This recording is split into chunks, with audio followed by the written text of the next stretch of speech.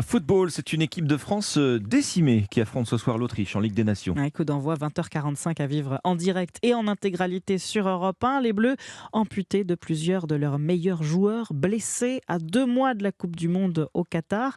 Un mondial qui se prépare bien sûr dans les vestiaires, mais aussi dans les tribunes. Alexandre Omblin, vous avez déjà votre vuvuzela, vos écharpes Ouais, tricolores. vuvuzela. On a le maillot. C'est loin, il va falloir la retrouver dans les cartons. Ouais, mais il faut être prêt. En tout cas, notre correspondant en Chine, Sébastien Lebelzik, s'est rendu dans le plus grand marché de gros de la planète. C'est à Yiwu, dans l'est du pays.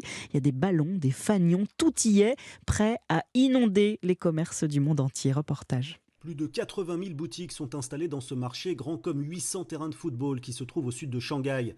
Yiwu est surnommé le supermarché de la planète.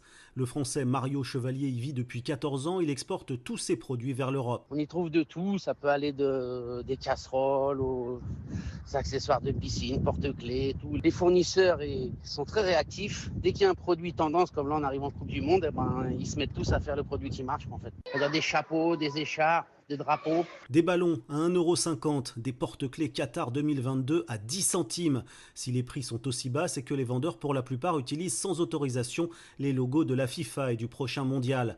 Guerongcha fabrique des accessoires pour les supporters, maillots, écharpes, fanions et les célèbres vuvuzela. Certains clients comme au Brésil ont commandé des dizaines de milliers, voire des centaines de milliers de produits pour leurs supporters.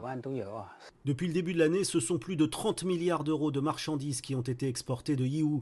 Si la Chine n'est pas qualifiée pour le mondial au Qatar, elle a déjà décroché le titre de premier vendeur. À Yiwu, Sébastien Lebelzik, Europe 1.